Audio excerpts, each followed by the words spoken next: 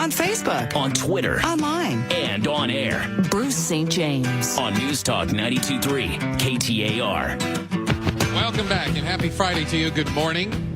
I want to jump right into this because this is a topic that I feel we don't discuss enough. I feel that people aren't engaged in enough, and I want not only to understand it more myself, but I think we all would benefit by understanding it more. Am I bringing this up myself in here, Rob? You want me to? Okay. All right. Make it quick. Joining us now from Washington, D.C., Senator John McCain. Senator McCain, how are you this morning? Fine, Bruce. How are you? So far, so good. You made some comments the other day, and obviously, if we can jump right into this, by the way, I want to do that. Sure, I know we're pressed for time. Obviously, with the change in leadership in Afghanistan, although there's a change of leadership, the president emphasized, and everyone has emphasized all along, no change in policy. And I got the sense with some of your comments, you want to have more of a discussion about the policy. I do, and I also want to see a larger change in the team over there. Our ambassador is not doing the job that we want, and of course, their special envoy, Mr. Holbrooke, is a wrecking ball. But having said that, does that mean that you agree with some of the comments that McChrystal and Team America made regarding these people? I agree to the extent that I have criticized their performance, but I obviously do not agree that they should have done that, and I agree that General McChrystal should have been relieved of his job, and I'm glad that General Petraeus is taking over the job. But here's the problem, Bruce, in a nutshell. In a nutshell, the problem is this, that if you tell the enemy that you are leaving at a date certain, then the enemy will obviously await you out. Sure. Your friends will accommodate to the region, and your enemies will be encouraged. That's just one of the fundamentals of warfare. Yeah. And the president made a little bit better comment yesterday. By the way, he had called me the day before to tell me about the appointment of General Petraeus. But the Rahm Emanuel last Sunday on Meet the Press said, have no doubt about it, it's a hard date. The vice president is quoted in a Jonathan Alter book saying a whole lot of people will be leaving the middle of next July, July of 2011, quote, you can bet on it. So what we're doing, we're sounding an uncertain trumpet. And that means that Karzai, the president of Afghanistan, who's not the greatest, please don't get me wrong, but... You're being kind at not the greatest, by the way. is trying to accommodate to the Taliban, is changing his relationship, trying to improve it with Pakistan. And those leaders, those tribal leaders throughout that country are sitting on the fence because they don't want to face a situation where beginning next July we start to leave and they're stuck and they're going to get killed. Yeah. And so you can't pursue warfare without saying that your goal is success. In Iraq, after we succeeded, then we set a timetable for withdrawal. Right. You see what I mean? Absolutely. And I cannot send young Americans into a conflict that we are not giving them every chance to succeed. Right. Well, here's my issue. And again, we've had a chance. We met for the first time recently. We talked. I hope that if nothing else, you know that I'm respectful not only of your service in Congress, but your service in the military. I honor that. I read your book. Your fascinating story. You and so many other people that have sacrificed so much. So I know when you talk about the sacrifice that men and women are making in the Middle East right now, it comes from the heart. Here's my question, and I mean this with as much sincerity and honesty as I can. Sure. I don't understand what winning in Afghanistan looks like. I understood what winning in Iraq looked like. I don't understand what a win in Afghanistan looks like, and I need to be convinced, sir, and I think a lot of other people do, that there is such a thing as a win. When do we party? When is there a ticker tape parade? When does the other side surrender? When's the armistice signed? Do you understand what I'm saying? Sure. What does it look like? Could I remind you, there's been no armistice or surrender in Iraq either, but we are leaving, and we are leaving behind a fairly stable government and a country that will never return to being a nation that seeks to develop weapons of mass destruction, nor will it be a place where Al-Qaeda can take a hold. Yes, sir. In the case of Afghanistan, it is that our goal is to make sure that Afghanistan never returns to being a base for attacks on the United States and our allies. The way you achieve that goal is to have a government that governs fairly well, a populace that rejects the Taliban and their extremism. By the way, the Taliban has never been popular in Afghanistan. No, they ruled kind of with an iron fist. Yeah, as you know. And, of course, a sort of stable situation in relations between Afghanistan and Pakistan and its neighbors. It'll never be a perfect democracy. There will always be ethnic divisions, and that's one of your concerns, I know, and others. But, by the way, when the surge started in Iraq, there was ethnic violence where hundreds of people were being killed every day. Yes, sir. Afghanistan has not reached nearly that level of ethnic dissent and conflict. So, and I know that there is a problem. Yeah. There's a serious problem with corruption in the Karzai government throughout, and there is a serious problem with tribal leaders who do not owe allegiance to the central government. Yeah, the counterinsurgency strategy works, but it has to be adopted to unique situations. General Petraeus, the guy who was beat up on and repudiated 3 years ago when he appeared before the various committees, he was repudiated by our now Secretary of State, by now our Vice President, and now our President.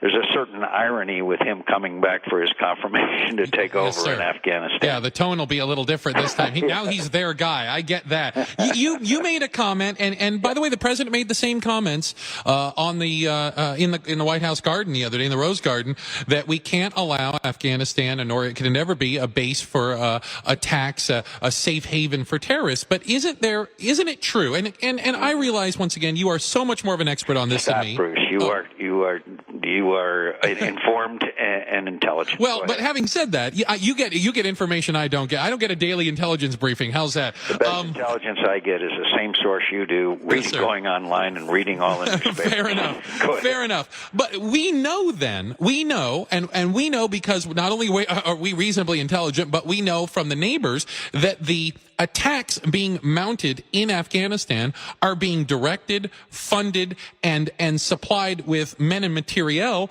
from the neighboring countries. If we're worried about a base of attacks and we don't want a safe haven for terrorists, well then, Pakistan needs to be on notice. Yemen needs to be on notice. You could argue Indonesia should be next on the list. And I just don't know if we have the stomach to do this. Because my concern is, what you see is we pour 100,000 men and women, soldiers and Marines, into Afghanistan. The enemy retreats to the border, fires pot shots at us, and like you said, waiting for us to leave so they can come back. Well, your point is excellent, and there is difficulties. I've heard some people say that the last war was in Iraq, this war is in Afghanistan, and the next one is in Yemen. Look, nothing succeeds like success. Nothing fails like failure, whether it be in sports or whether it be in warfare.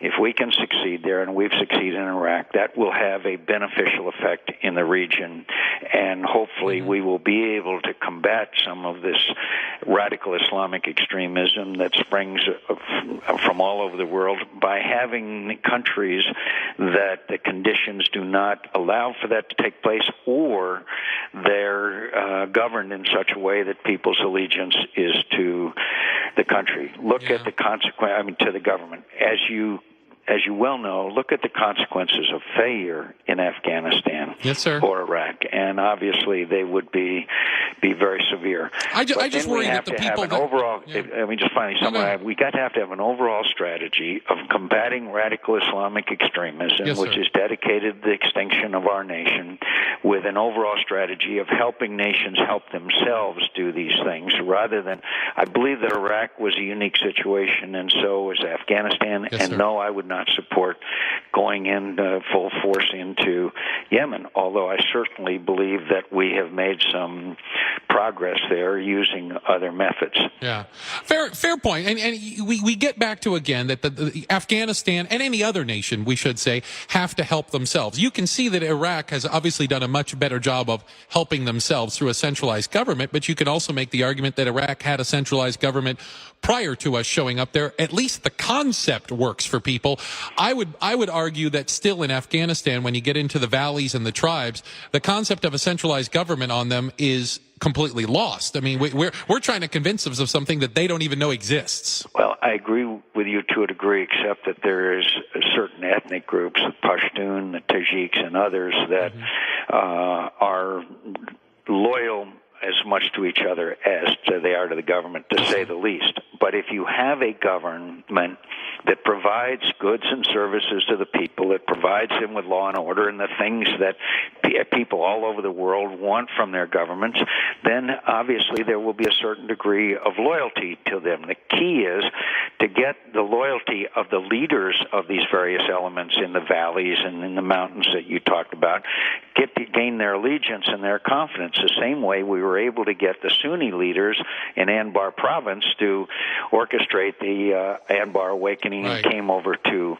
our side. I hope that sometime all of our listeners would have a chance to hear a lecture from General Petraeus, who I think is one of the great geniuses and charismatic leaders this nation's ever been gifted with. Yes, and I think his explanations of how you go about this business based on certain principles adopted to different nations can succeed. And look, 9/11 is always in our memory, and obviously we can never allow anything like that to take place, which, by the way, brings me, if I could, one word about our southern border. Sir, yes, sir. It's a matter of homeland security, and we are forgetting that in this debate about illegal immigrants, et cetera, et cetera. It's a matter of national security, and when the Mexican drug cartels are saying they're going to murder the police, tell the chief of police in Nogales, Arizona, they're going to murder his policeman, there's something seriously wrong. We certainly are in agreement on that, sir. I want to finish up with this, and I know I'm running out of time, as I know you have pressed as well. This is kind of the bigger picture. You having served, you having worn the uniform, I'm curious as to your impression and see if I'm on the right page. I worry that, especially when it comes to Afghanistan, we don't, had it not been for the Rolling Stone article, we wouldn't be talking about Afghanistan today. We haven't been talking about it for a while. There are 100,000 men and women. There are millions of people here in this country who have friends, family, husbands, wives, brothers, daughters serving. They're missing them. I don't get a sense that we as a nation are sacrificing anything for this. I don't get a sense that it's on the radar. You see the public opinion polls of what people care about. Afghanistan doesn't finish in the top 10. They're worried more about, what happens on a reality show tomorrow. And I'm not using that as an excuse to not fight the war. I'm saying it's frustrating for someone like me who I'd like to think I'm trying to sympathize and empathize with those people serving in uniform. It's just not on people's radar here.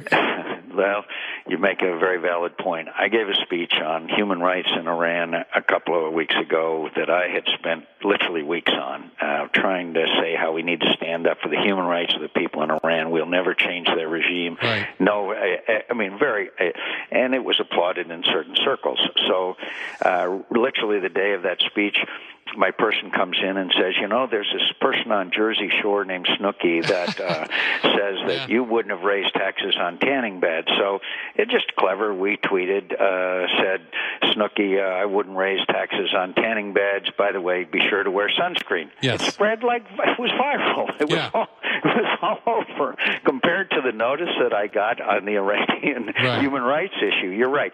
But on the other side of the coin, the affection, appreciation, and love of these men and women who are serving on the part of American citizens, I'm so encouraged. I moved to tears to see the incredible appreciation that is given to these men and women who are serving. And yes, we probably don't spend enough time we certainly don't on the conflict itself, but thank God for the people of this country who are supporting them. Yes, That's only, maybe I'm digging for the pony, Bruce, but I hear you. Sure is true. Well, I appreciate your time today. Thank you very much. We're going to be watching intently next week during the confirmation hearings. I say that politely. There's no chance that General Petraeus won't be. But it'll be interesting as you, I know, and others will want to kind of bring up the debate about the mission. And I'll be watching intently because I'm not going to lie to you, sir. I'm still not convinced that we have a winning strategy, and I'm waiting for someone to really show it for me. I hope I've convinced you. I will continue to try to make the effort to convince you, but I hope you are convinced, as I am, that if you go all in, you don't set a date when you're going to leave. It's based on conditions on the ground. Agreed. Thank you for your time today, Senator McCain. See you. Bye. All right, we will be back, and we will wrap it up and get some more thoughts on what Senator McCain said. And do you feel any more comfortable? Do you feel any better about our role in Afghanistan? I'll take our break and be back with you guys next.